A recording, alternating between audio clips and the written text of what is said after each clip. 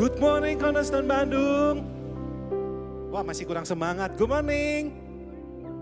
Ya, welcome to Cornerstone Bandung. Kami juga menyambut mungkin ada beberapa di antara saudara yang baru pertama kali hadir atau sedang long weekend ya di kota Bandung dan mampir ke Cornerstone Bandung. Welcome. Mari kita sama-sama untuk memuji nama Tuhan dan juga belajar kebenaran firman Tuhan. Hari ini adalah minggu yang luar biasa, maka dari itu saya undang semuanya untuk bangkit berdiri. Boleh dong kasih senyum kiri kanan depan belakangnya, katakan Happy Sunday.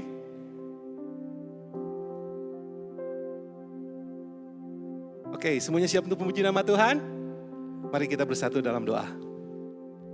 Bapa kami yang bertata dalam kerajaan surga, terima kasih untuk sahabat baru yang Kau anugerahkan kepada kami.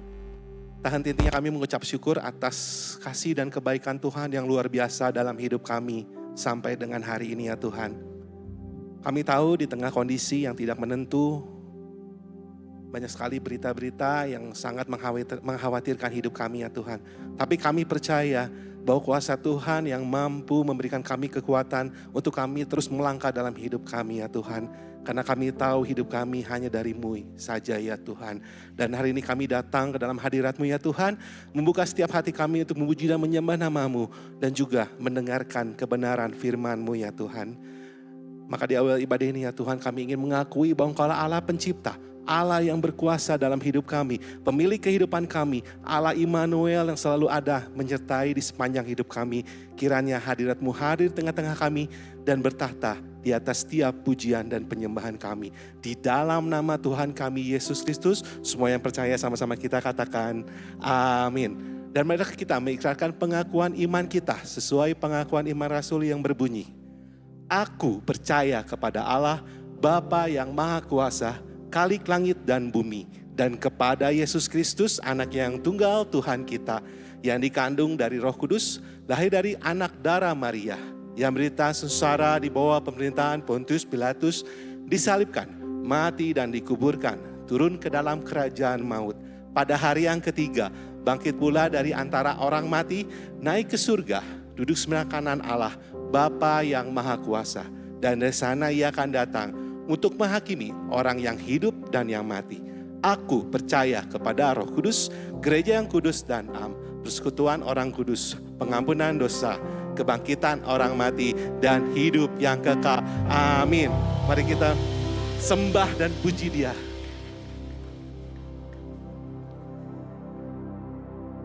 The splendor of a king, clothed in majesty, let all the earth rejoice, all the earth rejoice. He wrapped Himself in light, and darkness tries to hide, and tremble at His voice, tremble at His voice. Come on, church. How great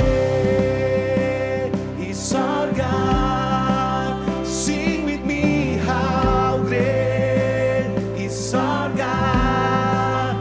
And oh, we see how great is our God. Come on, lift up your voice. Age to age He stands.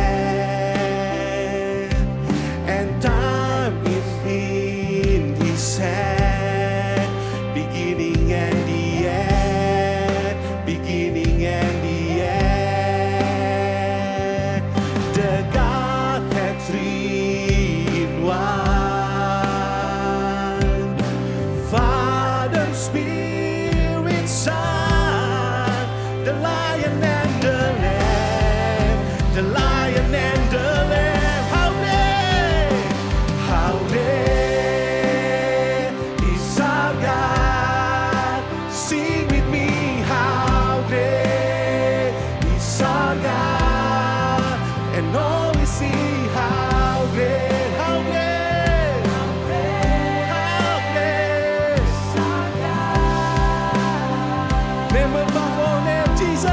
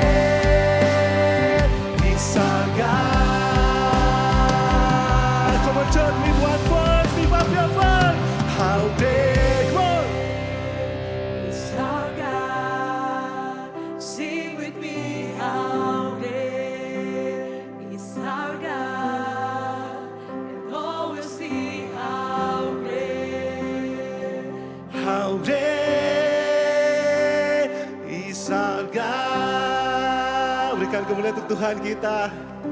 Itulah sebabnya Allah meninggikan Yesus dan memberikan kepadanya nama di atas segala nama. Supaya dalam nama Yesus bertukuk lutut segala sesuatu yang di langit, yang di atas bumi, dan di bawah bumi. Biarlah hanya satu nama yang ingin kita tinggikan dalam hidup kita. Biarlah hanya nama Tuhan, satu nama di atas segala nama. Come on church, with one voice, with our heart. Name above all name, you are worthy of our praise, and my heart will sing how great is our God. Name above all name.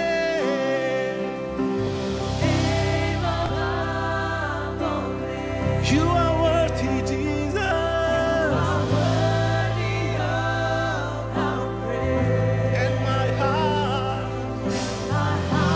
will sing how great is our God. Come on, praise in Jesus' name. Woo! Hallelujah. Yang merasakan sukacita Allah, katakan haleluya. Mari kita angkat tangan kita, mari kita berikan pujian yang terbaik hanya untuk Dia. Come on. Come on, Cornerstone, katakan Tuhanlah kekuatan dan masmurku. Dia kudu batu dan keselamatanku. Hanya padamu hatiku percaya. Kaulah berdarah dan kota perlindungan. Come on, Cornerstone, katakan ku mau selalu bersyukur sebab cintamu padaku takkan pernah berubah. Hatiku percaya walau bumi bergoncang, gunung-gunung beranjak, namun kasih setiamu tak pergi dari. Amin. Apapun yang terjadi, walau bumi tergoncang, kasih Tuhan selalu ada buat kita. Amin. So come on, let's shout it out, let's praise Him, sing it. Tuhanlah kekuatan dan masmurku. Ya kudu batu dan keselamatanku. Hanya padamu hatiku percaya. Kaulah menara dan kota perlindungan. Come on, 1, 2, 3, sing. Ku mau selalu bersyukur sebab cintamu padaku takkan pernah berubah. Hatiku percaya walau bumi bergoncang, gunung-gunung beranjak, namun kasih setiamu tak pergi dariku. Ku mau selalu. Mari kita angkat tangan kita lebih tinggi, Cornerstone. Mari kita berikan pujian yang terbaik untuk Tuhan karena Dia Allah yang dahsyat. Amin. So come on, praise Him. Walau bumi bergoncang, gunung-gunung beranjak, namun kasih setiamu tak pergi dariku. Sing. Ku mau selalu bersyukur sebab cintamu padaku takkan pernah berubah. Hatiku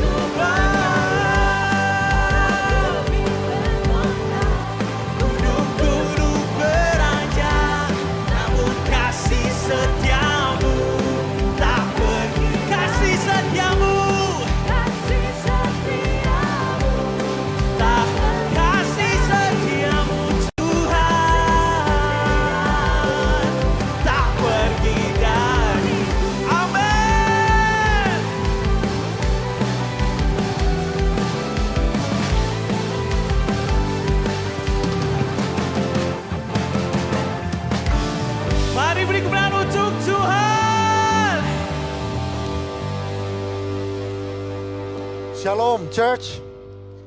Hari ini kita diberkati karena melalui cerita kesaksian dari teman kita yang best friend-nya kena spinal cord injury di tulang sumsum belakangnya.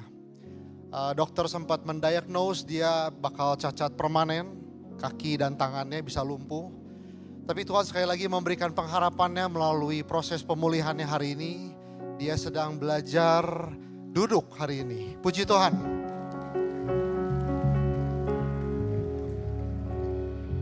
Oke, saya mau ajak kita sama-sama menyatukan hati kita untuk berdoa. Kita mau mendoakan teman-teman kita yang mengirimkan pokok doa kepada kita. Mendoakan teman-teman kita yang ada di sini dan juga diri kita. Mari kita berdoa. Tuhan, kami datang menghampiri-Mu, menghampiri hadirat-Mu. Kami mau mendoakan teman kami yang sedang khawatir karena istrinya sedang hamil di usia yang tidak mudah lagi, Tuhan. Tuhan beri dia penyertaan, Tuhan beri dia perlindungan. Dan kami percaya jika Tuhan menitipkan anak ini kepada dia, jika Tuhan memberikan anak ini kepada dia, maka Tuhan juga yang akan memberikan kemudahan prosesnya sampai di kelahirannya nanti. Kami berdoa juga untuk teman kami yang rindu papa dan mamanya bisa punya suatu komunikasi yang baik di dalam pernikahannya. Tuhan, kami percaya pernikahan adalah ide dan inisiasi dari Engkau. Maka Tuhan tolong mereka supaya mereka bisa peka dan menemukan konsep dan aturan main dari sebuah pernikahan menurut versi Engkau, Tuhan.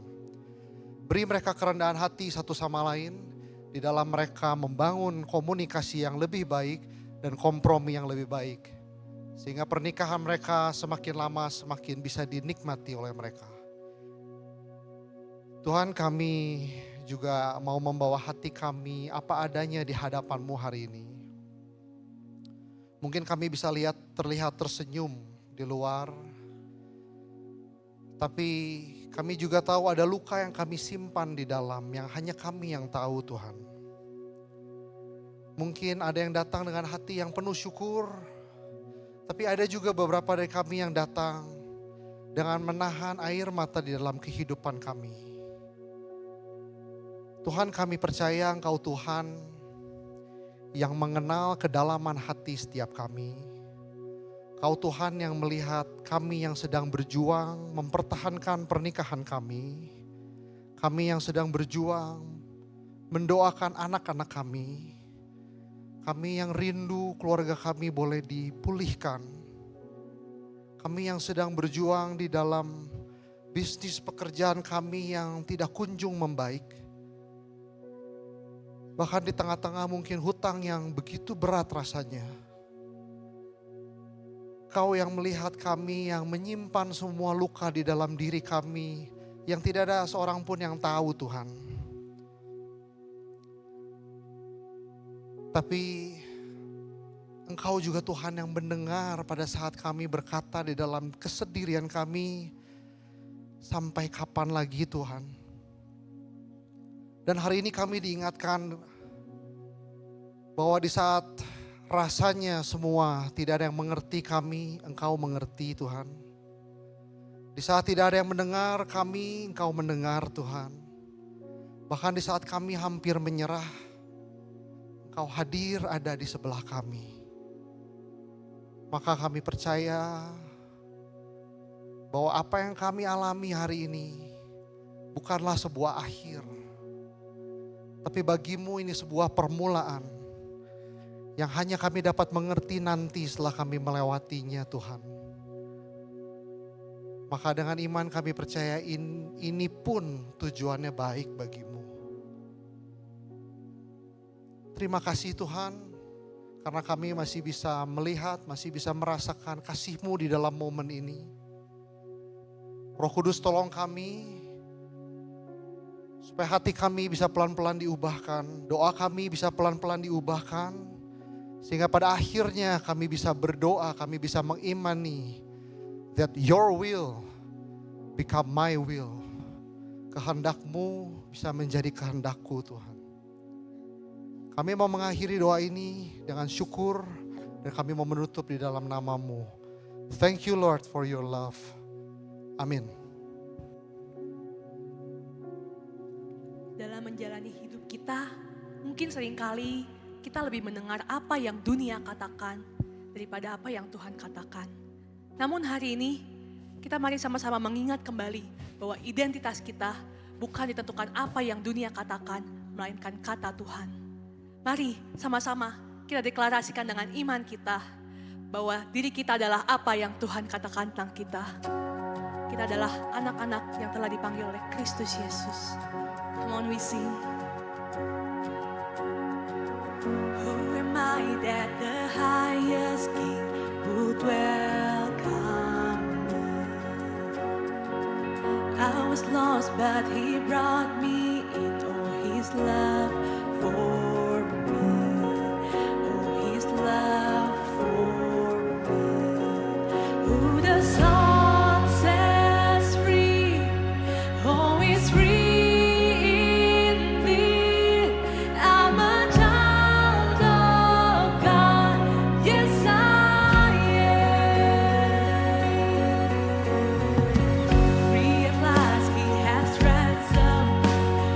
Grace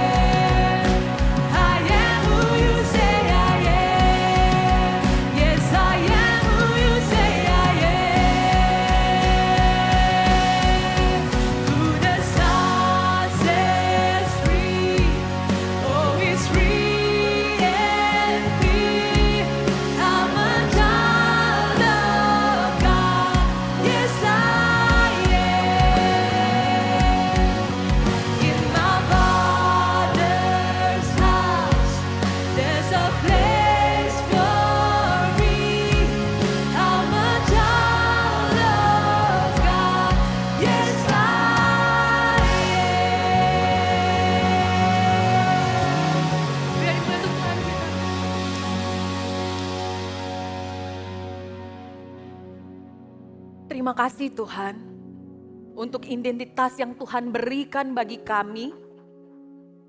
Yang dulunya kami itu manusia yang berdosa, manusia yang tidak pantas dan tidak layak Tuhan. Untuk bersama-sama pada hari ini kami memuji Tuhan. Tapi karena kasih-Mu yang begitu besar, Engkau melayakkan kami. Dan Engkau bahkan mengangkat kami, memberikan identitas baru bagi kami. Dan Engkau memanggil kami sebagai anak-anak-Mu. Dan kami boleh memanggil Engkau dengan sebutan ya Aba, ya Bapa. Terima kasih Tuhan untuk anugerah yang begitu besar dan begitu terindah di dalam kehidupan kami ini. Dan kami bersyukur Tuhan, sangat bersyukur sekali. Untuk semua anugerah Tuhan ini, untuk anugerah terindah ini. Dan saat ini Tuhan Yesus, kami mau mendengar firman Tuhan. Kami mau Tuhan menjadi anak-anak Tuhan yang mau taat kepada apa yang Tuhan mau kami lakukan. Kami tidak hanya ingin menyandang sebagai anak-anak Allah, tapi kami mau benar-benar orang lain yang melihat hidup kami, benar mereka melihat bahwa kami adalah anak-anak Tuhan. Tuhan tolong kami, supaya ketika mendengar firman Tuhan, hati pikiran kami ini benar-benar tertuju dan fokus hanya kepada Tuhan saja. Biarlah Tuhan sendiri yang akan menolong hati kami yang rentan ini, pikiran kami yang mudah sekali Tuhan terpancing untuk memikirkan hal-hal yang lain. Mohon Tuhan tolong kami. Terima kasih Tuhan Yesus, hanya di dalam nama Tuhan Yesus kami berdoa. Amin. Oke, silakan duduk saudara. Saudara, sebelum kita mendengarkan firman Tuhan ada 2 pengumuman ya. Ada 2 pengumuman. Yuk sama-sama kita catat. Kalau bulan Juni ini pada tanggal 15 Juni dan 21 Juni ada Explore ya. Buat kita bersama-sama untuk yuk belajar. Bagian firman Tuhan temanya tentang peace over panic. Yuk sama-sama kita mau bertumbuh mengenal apa sih yang akan disampaikan dan pembinaan ini, Explore ini akan dilayani oleh Bapak Philip Suciadicia ya. Kita bersama-sama yuk siapkan waktu hati kita untuk hadir pada Explore hari Senin tanggal 15 dan 29 Juni jam 18.30 sampai 9 malam. Pengumuman yang kedua yang tidak kalah bagus, tidak kalah seru. Kita mau bersama-sama untuk mendengarkan kesaksian nyata dari 2 anak Tuhan yang mereka itu tinggal di Amerika. Tapi mereka memang 1 tahun sekali itu katanya itu memang akan balik ke Indonesia. Di mana mereka akan menceritakan perjalanan hidup mereka yang memang tidak mudah. Tetapi bersama dengan Tuhan, segala sesuatu yang mustahil itu bagi Tuhan menjadi tidak mustahil. Bagaimana Tuhan memulihkan hubungan suami istri ini, Tuhan memulihkan keluarga mereka. Yuk sama-sama kita catat tanggalnya, hari Kamis tanggal 11 Juni jam 6:30 malam sampai 9 malam dengan acara Healing After an Affair. Ya, jadi ini terbuka untuk umum, bukan hanya bagi saudara yang merasa, waduh ini pergumulan gue. Jadi kalau gue datang ntar gue malu. Enggak, ini terbuka untuk umum. Jadi bagi saudara yang ingin memperlengkapi dirinya untuk bagaimana mendampingi, menjadi berkat buat teman, kerabat ataupun keluarga, yuk sama-sama kita belajar. Jadi kita datang tidak dengan hati, oh ntar kalau saya datang ntar orang pikir saya punya masalah dengan dengan pasangan saya. Enggak ya, ini terbuka untuk umum. Oke, demikianlah pengumuman singkat hari ini. Oke saudara. Selamat pagi Cornerstone, gimana sudah siap mendengarkan firman Tuhan? Yang sudah siap lambaikan tangan. Yes, luar biasa ya. Luar biasa sekali sebagai anak-anak Tuhan. Biarlah itu tetap terus ya menjadi antusias kita untuk selalu merenungkan, belajar firman Tuhan dan melakukan dalam hidup kita. Saudara, minggu ini adalah seri terakhir dari rangkaian khotbah kita yang berjudul GOAT, God Over All Things. Nah, sepanjang bulan ini kita sudah bersama-sama belajar bagaimana hidup yang selaras dan bahagia itu hanya dapat terjadi ketika kita menempatkan Tuhan di atas segala-galanya. Dan ketika Tuhan menjadi pusat dalam hidup kita, ya, maka semuanya itu pasti akan kembali ke tempat yang benar. Dan hari ini tema terakhir dari seri khotbah GOAT ini adalah Feel versus DNA. Saudara, pernah nggak kita itu merasa hidup kita itu sedang baik-baik saja? Sampai pada akhirnya semuanya itu berubah ketika kita buka Instagram. Di Instagram kita mulai lihat ya, ada teman kita yang lagi upload nih ya, foto prewed mereka. Wah, kelihatan sekali loh teman kita ya, calon pengantinnya cantik dan ganteng sekali, ditambah dengan pemandangannya yang begitu wow, keren banget, jadi perfecto. Ada teman lain juga yang lagi mengupload dirinya yang lagi dipromosikan ya di kantornya. Wah, terus kita lihat lagi ada teman yang lain sedang upload kegiatan liburan holiday mereka satu keluarga di negara-negara yang wow banget, saudara. Lalu tanpa kita sadari, hati kita ini ternyata mulai berubah. Awalnya kita itu cuma scroll santai, iseng-iseng aja scroll santai. Tetapi beberapa menit kemudian damai kita itu jadi hilang. Hati kita mulai membanding-bandingkan. Hati kita mulai iri hati. Dan mulai hati kita ini mulai bertanya-tanya, mulai mengajukan banyak sekali pertanyaan. Tuhan, kenapa ya Tuhan? Kenapa kok hidup mereka itu kelihatannya ini Tuhan ya, kok enak banget ya. Hidup mereka itu kayaknya lancar banget ya. Kenapa hidup aku ini ya Tuhan bertahun-tahun ya begini-begini aja, stuck aja. Padahal aku ini sudah loh Tuhan rajin berdoa. Padahal aku ini loh Tuhan sudah rajin melayani Tuhan. Padahal aku ini loh Tuhan, aku ini sudah melakukan hal yang benar loh, berusaha untuk hidup benar. Tetapi kenapa bukan saya ya Tuhan? Kenapa hidup mereka itu loh Tuhan yang maju sukses jaya gemilang? Kenapa bukan saya Tuhan? Kenapa? Saudara, kalau kita mau jujur saudara, di balik pertanyaan kita yang mempertanyakan kenapa, kita itu sebenarnya, kita itu tidak kecewa karena Tuhan tidak bekerja.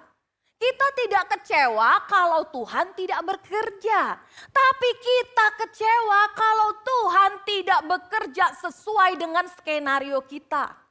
Jadi masalah terbesar kita adalah bukan karena kita itu iri dengan orang lain. Masalah terbesar kita adalah kita percaya kalau Tuhan itu benar-benar baik, maka Tuhan harusnya memberikan dong apa yang saya minta. Tapi pada waktu Tuhan tidak memberikan kepada kita apa yang kita mau, hati kita itu mulai berteriak, hati kita mulai menuntut hak kita. Kita merasa kita yang paling benar, kita merasa kita yang paling layak untuk mendapatkan berkat-berkat yang terbaik itu. Dan saat momen itu terjadi saudara, kita mulai percaya dengan semua yang dikatakan oleh hati kita. Sehingga kita merasa punya alasan yang kuat untuk kecewa. Kita mulai merasa Tuhan seolah-olah berhutang dengan kita. Dan disinilah saudara letak blind spot kita. Kita lupa kalau hati kita ini bukanlah kompas yang selalu dapat menuju ke arah kebenaran. Tuhan tahu hati kita bukan kompas itu. Karena itu ribuan tahun yang lalu Tuhan sudah memperingatkan hal ini melalui Nabi Yeremia.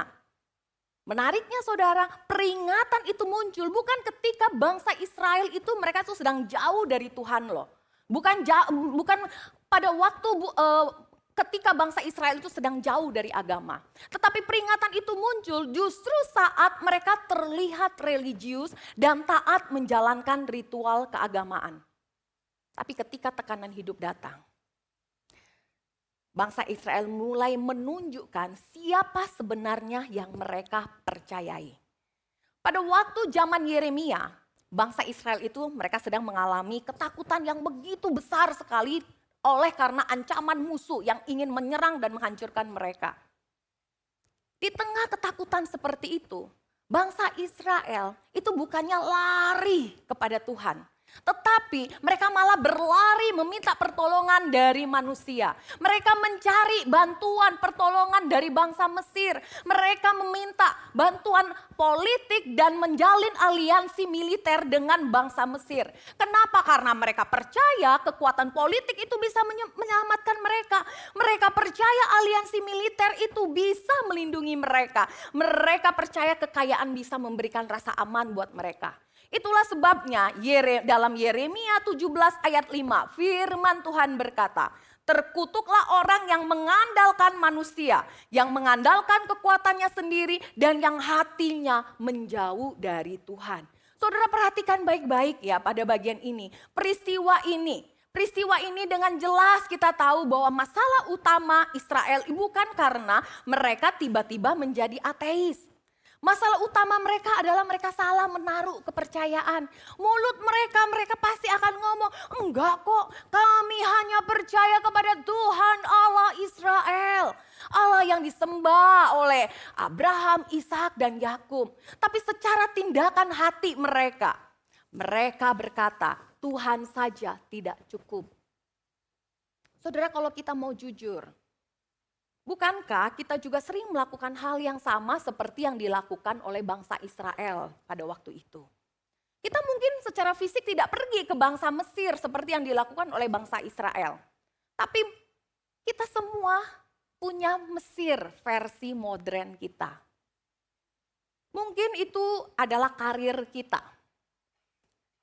Mungkin Mesir modern kita itu adalah bisnis kita.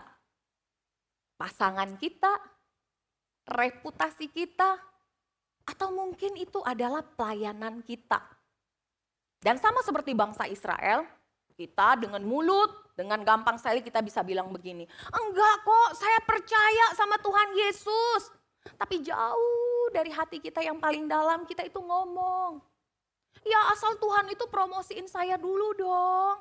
Iya Tuhan, aku percaya sama Tuhan, asal bisnis saya Tuhan berkati dulu dong. Tunjukkan dong kalau Tuhan Yesus itu adalah Tuhan yang bisa berkati saya. Saya percaya sama Tuhan, asal saya itu cepat menikah dong Tuhan. Saya percaya sama Tuhan, asal pelayanan saya ini bisa diakui oleh banyak orang. Nah baru Tuhan, hati aku tenang, baru aku nih percaya sama Tuhan. Saudara, hati seperti itu adalah hati yang berdosa dan salah sekali di hadapan Tuhan. Tapi luar biasanya Tuhan kita, Dia bukan hanya menegur loh hati kita yang salah, berdosa dan menaruh hati kita di tempat yang salah. Tapi Tuhan kita itu baik sekali. Tuhan itu mau membimbing kita. Mau kasih tahu kita seperti apa sih hidup yang benar-benar ada di dalam Dia. Hidup yang benar-benar berakar di dalam Dia itu seperti apa. Mari kita sama-sama perhatikan dalam Yeremia 17 ayat 7 sampai 8. Saya akan mengajak kita semua membacakan bagian firman Tuhan ini. 1, 2, 3. Diberkatilah orang yang mengandalkan Tuhan. Ia akan seperti pohon yang ditanam di tepi air, yang merambatkan akar-akarnya ke tepi batang air, dan yang tidak mengalami datangnya panas terik, yang daunnya tetap hijau, yang tidak khawatir dalam tahun kering, dan yang tidak berhenti menghasilkan buah. Saudara, Tuhan menggambarkan orang yang mengandalkan Tuhan ini seperti pohon yang tetap hijau bahkan di musim kering. Artinya saat orang lain panik, melihat ya ekonomi yang begitu sulit, melihat kurs dolar yang terus naik terus, orang yang mengandalkan Tuhan itu tetap tenang. Saat hidup itu tidak berjalan sesuai dengan timeline kita, sesuai dengan skenario kita, ekspektasi kita, orang yang mengandalkan Tuhan itu tetap percaya. Saat doa-doa kita itu belum dijawab oleh Tuhan. Orang yang mengandalkan Tuhan, dia akan tetap terus setia berdoa, berharap penuh kepada Tuhan. Saat tekanan datang, orang yang mengandalkan Tuhan itu tidak akan mudah hancur. Kenapa? Karena akar hidupnya itu berada di sumber yang benar. Identitasnya itu bukan di karir. Keamanannya itu bukan di uang. Nilai dirinya bukan ada di pencapaian. Sukacitanya bukan juga ada di validasi manusia. Tetapi hidupnya, akar hidupnya itu ada di dalam Tuhan. Tapi pertanyaannya, kenapa kok kita itu masih suka ya kembali dan mencari sumber-sumber yang palsu itu? Kita udah tahu itu palsu, tapi kenapa kita ya suka banget balik ke sana? Kita ya kok masih suka mencari keamanan kita di hal-hal yang rapuh, padahal kita tahu loh semuanya itu bisa hilang. Apakah karena kita kurang disiplin? Apakah karena kita kurang motivasi rohani? Tidak, saudara. Masalah kita sebenarnya itu jauh lebih dalam dari itu. Masalah terbesar kita bukan pada apa yang nampak dari luar. Masalah terbesar kita ada di dalam hati kita. Hati kita itu pandai sekali membohongi kita. Itu sebabnya Yeremia 17 ayat 9 firman Tuhan berkata, betapa liciknya hati, lebih licik daripada segala sesuatu. Artinya saudara, hati kita ini bukan hanya bisa menginginkan hal yang salah. Hati kita juga pinter membenarkan keinginan kita yang salah. Hati kita itu bahkan loh bisa membuat kita merasa bahwa kita itu adalah korban. Korban aku ini. Tapi sebenarnya hati kita sedang iri. Hati kita bisa membuat kita merasa bahwa kita itu sedang rohani. Kita dekat loh dengan Tuhan. Tapi sebenarnya kita itu sedang memakai Tuhan untuk ambisi pribadi kita. Dan yang paling bahaya dari hati yang licik itu adalah suara hati yang menipu itu jarang terdengar jahat. Suara hati yang menipu itu jarang terdengar jahat. Suara hati yang menipu itu biasanya terdengar sangat masuk akal. Kamu ya, itu pantas loh dapat lebih. Soalnya kamu itu di kantor ya, kamu kerja paling keras. Teman-teman belum datang, belum ada yang datang tapi kamu sudah datang. Mereka sudah pulang tapi kamu masih kerja terus. Kamu itu yang pantas untuk dipromosikan. Kamu itu yang pantas untuk mendapatkan tunjangan dan kenaikan gaji, bukan yang lain. Kamu itu pantas loh untuk mendapatkan perlakuan spesial. Karena kamu itu setia sekali melayani loh di gereja. Gak pernah kamu absen, 1 minggu pun gak pernah, sakit pun kamu tetap datang. Tapi lihat apa yang terjadi dengan hidupmu. Hidup orang lain diberkati Tuhan dengan luar biasa. Tuhan memang tidak adil dengan hidupmu. Kamu itu adalah orang yang gagal. Saudara, kalau suara-suara seperti itu kita tetap terus dengarkan, kita ikutin, percayalah. Perlahan tapi pasti kita akan berhenti menyembah Tuhan. Karena pada akhirnya yang akan kita sembah adalah diri kita sendiri. Hidup ideal versi diri kita sendiri. Saudara, saya teringat dengan satu film klasik yang berjudul Amadeus.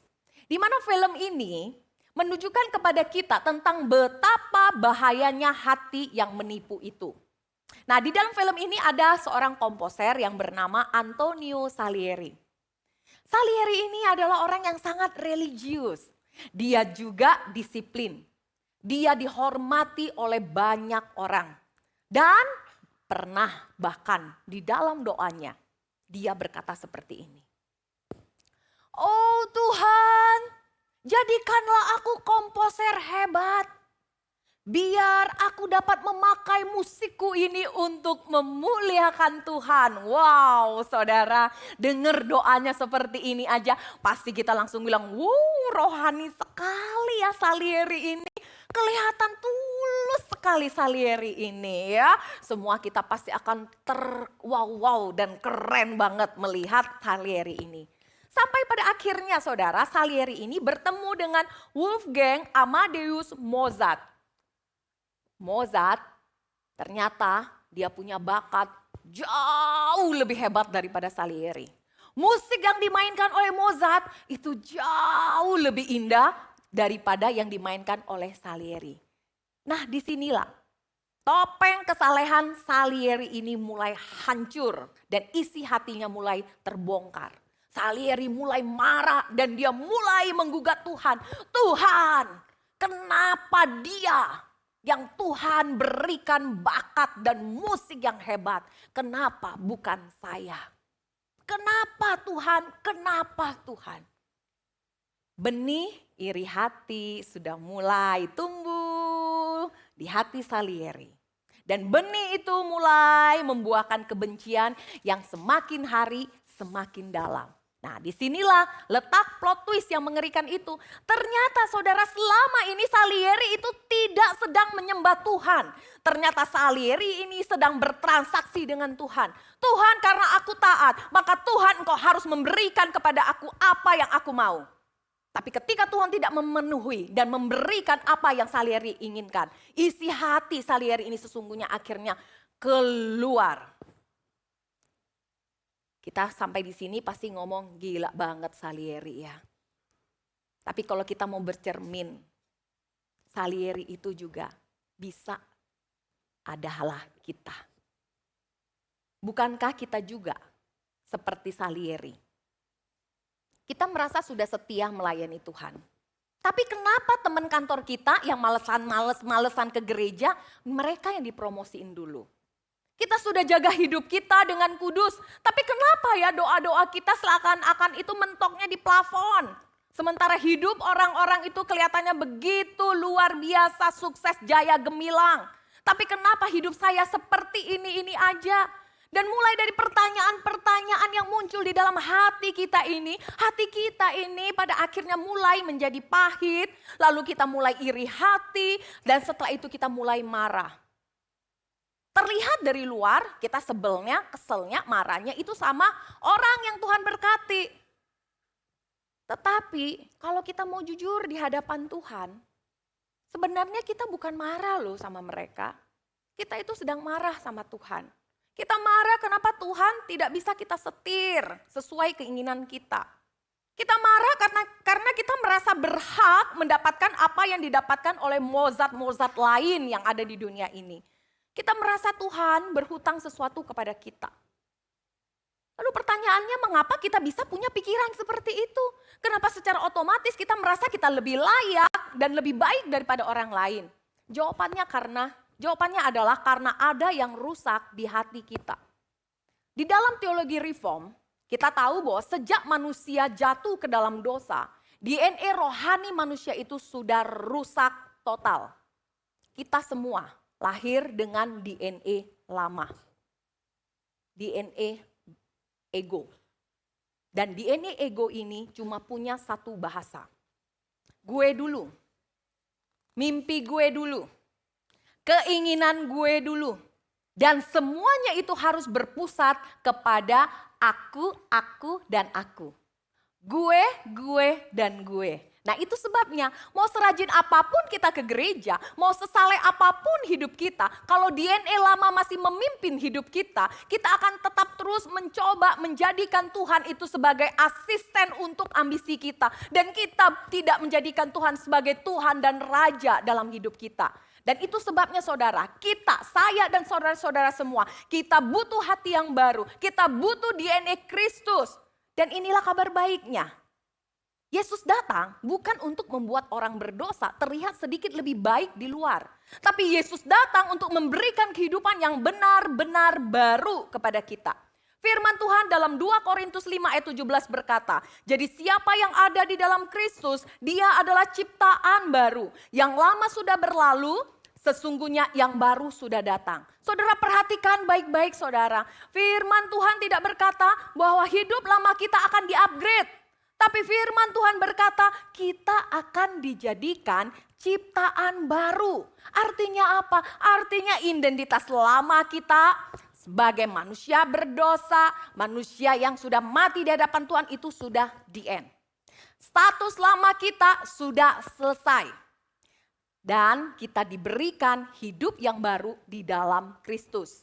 Tapi pertanyaannya bagaimana kita bisa menerima DNA baru ini? Apakah dengan kerja keras?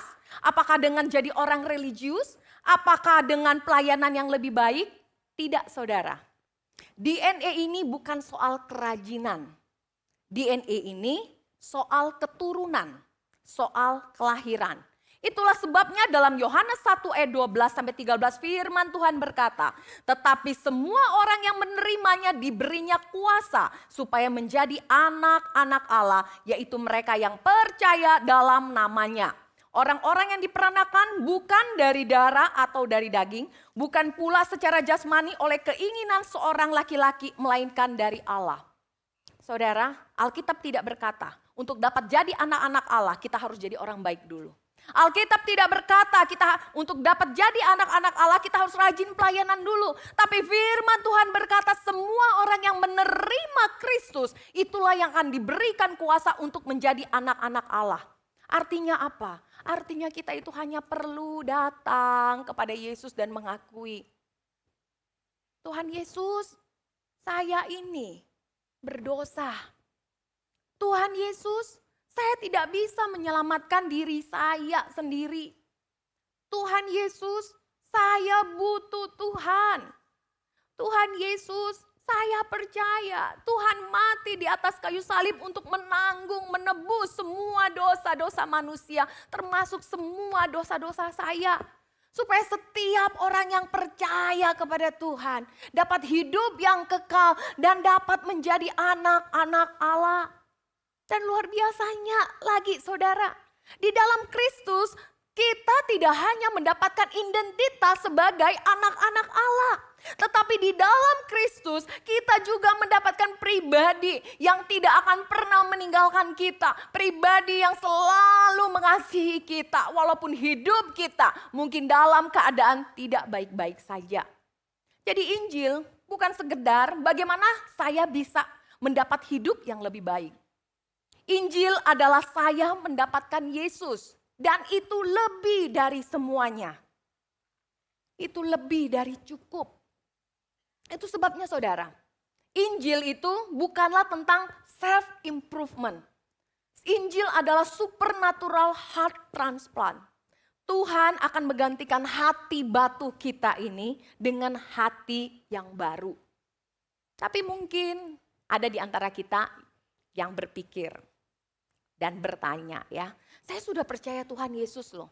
Berarti saya sudah jadi ciptaan baru. Tapi kenapa ya saya itu masih gampang banget iri hati? Kenapa saya gampang banget insecure? Saudara, secara identitas di hadapan Tuhan, status kita memang berubah. Ya, secara identitas di hadapan Tuhan, status kita memang berubah. Tetapi pola pikir lama kita itu masih seringkali tertinggal di dalam kedagingan kita. Seperti bangsa Israel, memang mereka sudah keluar dari Mesir. Tetapi pola pikir budaknya itu masih terbawa sampai ketika mereka ada di padang gurun. Nah seperti itu juga kita. Di dalam Kristus kita sudah diterima. Tapi kita seringkali masih hidup seolah-olah kita itu masih perlu membuktikan diri kita kepada dunia. Di dalam Kristus kita memang sudah dikasihi. Tapi kenapa ya kok kita ini masih suka mengejar validasi manusia. Di dalam Kristus kita sudah aman. Tapi kita ini masih kadang bisa panik. Ketika kita melihat hidup orang lain itu lebih baik ya, lebih sukses, lebih berhasil daripada kita. Nah itu sebabnya Paulus dalam Roma 12 ayat 2 mengingatkan kita. Janganlah kamu menjadi serupa dengan dunia ini. Tapi berubahlah oleh pembaharuan akal budimu. Apa itu pembaharuan akal budi? Pembaruan akal budi itu adalah menempatkan kebenaran firman Tuhan sebagai otoritas tertinggi di atas apa yang kita pikirkan dan apa yang kita rasakan. Menempatkan firman Tuhan sebagai otoritas tertinggi dari apa yang kita pikirkan dan apa yang kita rasakan. Jadi saudara, kalau DNA Kristus itu, DNA baru itu adalah anugerah Tuhan. Maka pembaharuan akal budi itu adalah latihan disiplin seumur hidup kita. Di mana kita lakukan itu dengan sukacita. Kalau DNA baru, DNA Kristus adalah anugerah Tuhan. Maka pembaharuan akal budi itu adalah latihan disiplin kita seumur hidup kita yang kita lakukan dengan sukacita. Karena itu setiap hari mari kita belajar, mengingatkan diri kita, ngomong sama diri kita. Perasaan saya memang nyata, tapi perasaan saya itu bukan Tuhan. Perasaan saya memang bisa berubah-berubah, tetapi firman Tuhan itu tidak pernah berubah dan benar. Kita bisa terus katakan itu kepada diri kita. Jadi ketika hati kita berkata, kamu gagal, lawan itu dengan Injil. Karena Injil berkata identitasmu tidak ditentukan oleh pencapaianmu. Ketika hati kita berkata, kamu itu tidak berharga, lawan dengan Injil. Karena Injil berkata, kamu itu sudah dikasihi di dalam Kristus. Ketika hati kita berkata, kamu lihat hidup orang lain itu lebih baik daripada kamu. Lawan dengan Injil. Karena Injil berkata, Bapamu di surga tidak pernah lalai memelihara anak-anaknya. Sulit gak sih hidup kayak gitu? Sulit saudara, kalau kita jalanin sendiri. Mengapa? Karena dalam kesendirian kita pasti mudah sekali untuk mendengarkan kebohongan demi kebohongan yang dikatakan oleh hati kita sendiri.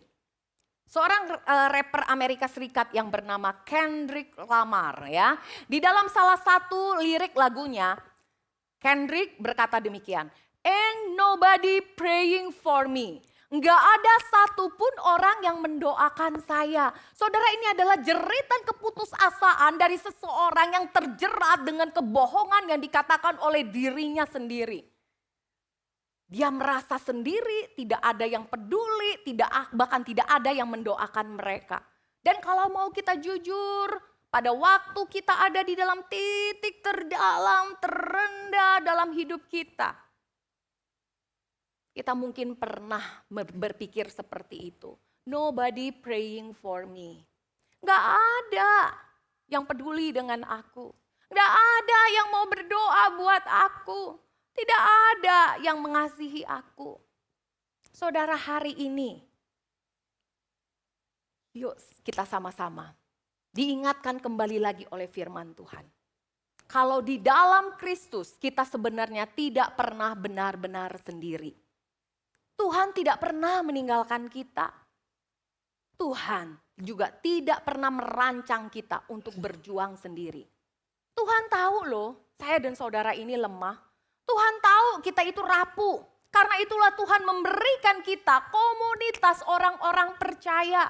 Tuhan berikan di tengah-tengah dunia ini dengan apa yang ada namanya itu gereja. Kumpulan orang-orang percaya. Tuhan berikan kepada kita orang-orang yang berani menarik kita kembali lagi kepada Injil Tuhan pada saat hati kita mulai percaya dengan kebohongan perasaan kita. Dan di Cornerstone, wadah untuk mematahkan kebohongan nobody praying for me, itu namanya kru. Di dalam kru ini kita dapat bersama-sama menghidupi DNA Kristus bersama-sama. Di dalam kru kita bisa saling memperhatikan. Di dalam kru kita bisa saling mengingatkan. Di dalam kru kita bisa saling mendoakan. Dan hari ini saudara, kita akan bersama-sama mendengarkan kesaksian nyata tentang bagaimana Tuhan memakai komunitas kru ini untuk menjaga kita, anak-anak Tuhan, untuk tetap teguh berjalan bersama Kristus di tengah badai dan pergumulan hidup. Mari sama-sama kita lihat kesaksian nyata ini. Halo, aku Idia dari Krubo. Dari aku kecil, aku dan adikku tuh udah sering ditinggal sama kedua orang tua kami karena mereka harus pergi bekerja. Dan itu membuat aku dan adikku tuh banyak melakukan hal dan juga banyak sekali mengambil keputusan sendirian gitu. Jadi membuat kami mandiri. Aku tumbuh jadi orang yang takut banget minta tolong sama orang karena terbiasa sendiri tadi. Jadi kayak takut banget minta tolong sama orang tuh takut ngerepotin gitu. Di tahun 2020, aku juga ditinggalin sama teman-teman kuliah aku karena aku harus memutuskan satu hal yang besar as a leader, mungkin keputusan itu agak sulit diterima sama mereka dan kita clash dan akhirnya kita pisah. Dan itu membuat masa-masa skripsi aku, magang aku lalui sendirian, disupport sama orang-orang terdekat yang nggak sampai 8 orang. Dan itu pun mereka rumahnya jauh-jauh gitu sama aku, jadi di real life-nya ya sendirian gitu. Di tahun 2023, aku menjalin hubungan dengan seorang pria dan itu pun gak berhasil karena mungkin aku masih terlalu banyak membawa luka masa lalu ya, dan akibat ditinggal sama orang-orang juga jadinya itu membuat aku kayak dominan gitu di hubungan itu, dan jadinya hubungan itu gak work sama sekali dan akhirnya ya udahan gitu. Di situ aku beneran questioning sama Tuhan kelayakan aku sebagai manusia gitu, kayak am I even deserve this life or not gitu, menanyakan kenapa orang-orang ninggalin aku, kenapa banyak hal ninggalin aku dan aku sendirian gitu. Aku ngerasa semua kesendirian itu beneran membelenggu aku dan I was really close to death. Sampai suatu hari aku keinget banget sama satu perkataan ibu aku. Dia selalu bilang, di mana 1-2 orang berkumpul, di situ aku hadir ikut gitu. Dan ternyata itu adalah ayat dari Matius 18 ayat 20 yang bilang kalau misalnya kita berkumpul 1-2 orang, maka Tuhan Yesus akan hadir di tengah-tengah kita. Dan itu tuh nge-calling aku untuk akhirnya ikut join crew di Cornerstone.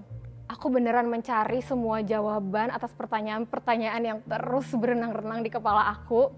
Dan anehnya bahkan ketika aku join crew tuh jawaban yang tanpa perlu aku pertanyakan tuh datang dengan sendirinya. Dan akhirnya aku mengalami Tuhan secara pribadi. Dan rasanya tuh luar biasa banget. Itu pun juga berkat bantuan dan juga pertolongan dari teman-teman kru. Dan meskipun aku sudah menjalin hubungan, sudah membuat relation sama Tuhan, tapi itu tidak membuat pikiran aku untuk kabur dari dunia ini tuh hilang gitu. Aku kabur di tahun ini, di Januari. Aku kabur dari banyak hal di dunia ini. Aku gak datang kru, aku gak baca Alkitab, aku gak berdoa. Aku beneran tarik diri aku jauh dari persekutuan karena aku ngerasa kalau aku datang kru dan apa yang aku sharingkan di kru itu tuh bukan lagi rejoice gitu, bukan lagi sukacita, tapi malah membagikan suffering, sadness, pain, loneliness yang aku ngerasa itu negatif energi sih buat banyak orang gitu. Karena keterpurukan itu aku ngerasa gak worthy lagi. Tapi ternyata Tuhan tuh sebaik itu. Meski aku bangun benteng pertahanan setinggi tembok Yeriko, tapi aku bisa rasain Tuhan tuh gak pernah berhenti atau sedikit pun menyerah akan aku. Suatu hari di bulan Januari tahun ini, di hari yang kembali berat, aku denger banget Tuhan bilang, ayo datang kru hari ini. Akhirnya aku datang kru, denger equipping, worship, dan waktu sharing di kelompok kecil, akhirnya aku mencoba buat nggak menutup keterpurukan aku, nggak menutup kesepian aku, dan ketakutan-ketakutan aku akan ngerepotin orang lain. Sampai akhirnya ada satu anggota kru yang merespon ceritaku dan bilang, Wid, aku bangga sama kamu keren banget, udah mau datang ke kru hari ini di saat hari kamu yang berat gitu. Terus aku mendengar itu kayak, luruh semua beban aku, kesakitan aku, kesepian aku rasanya hilang gitu. Aku ngerasa keputusan 3 tahun lalu untuk ikut kru itu adalah keputusan besar yang gak akan pernah aku seselin.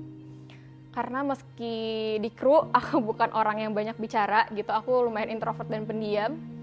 Tapi doa-doa mereka, energi yang mereka beri, cerita-cerita yang mereka ceritakan itu benar-benar berperan besar dalam pertumbuhan iman aku. Dari aku yang gak punya Alkitab, jadi punya Alkitab. Dari aku yang jarang berdoa, jadi berdoa.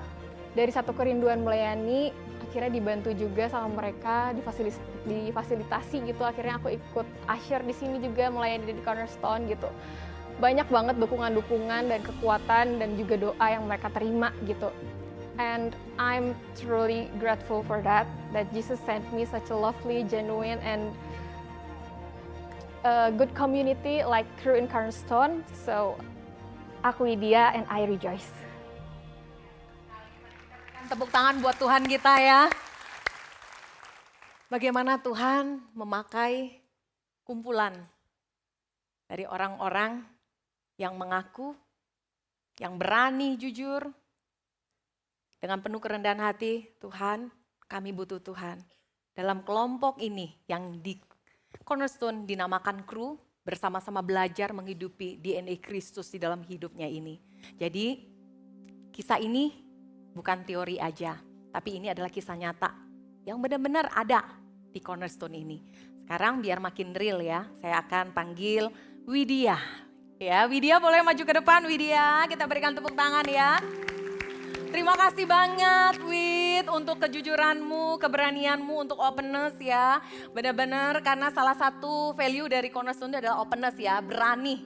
Berani untuk membuka diri dan pada waktu itulah Tuhan bekerja memulihkan ya, melalui kru ya. Ya, luar biasa sekali. Kita melihat loh, Tuhan bekerja di dalam kehidupan Widya. Tuhan pakai kru. Kalau Tuhan bisa tolong Widya, Tuhan juga bisa tolong kita semua.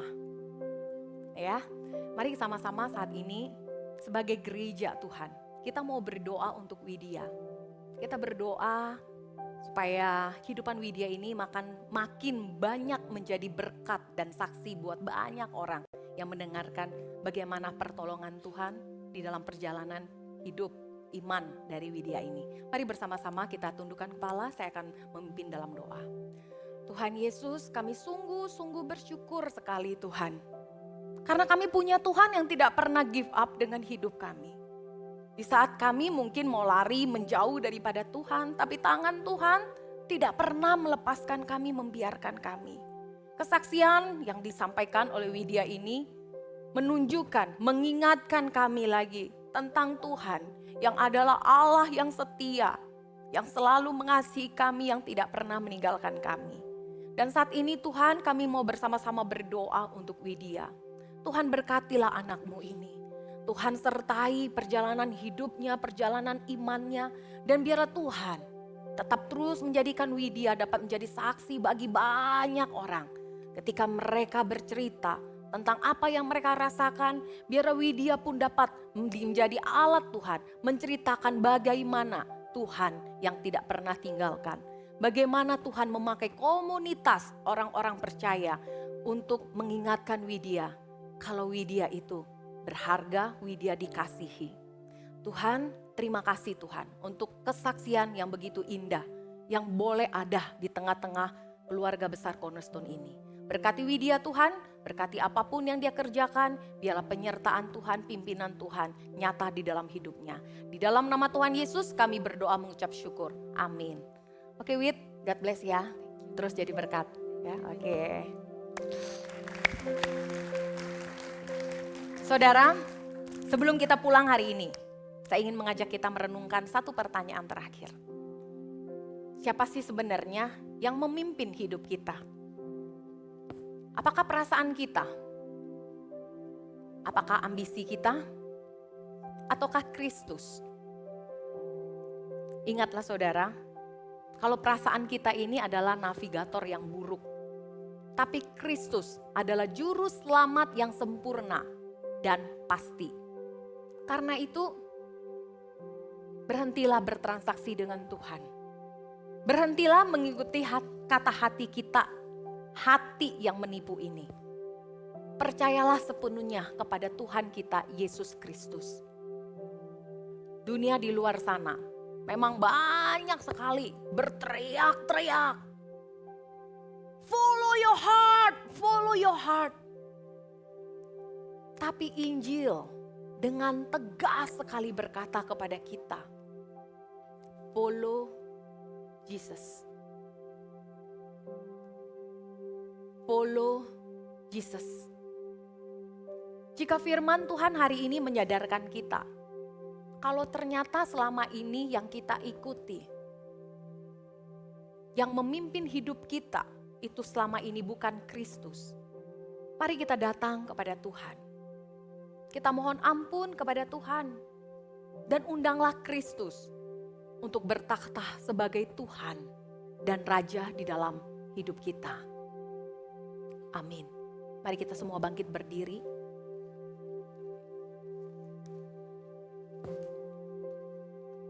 Mari kita tundukkan kepala kita.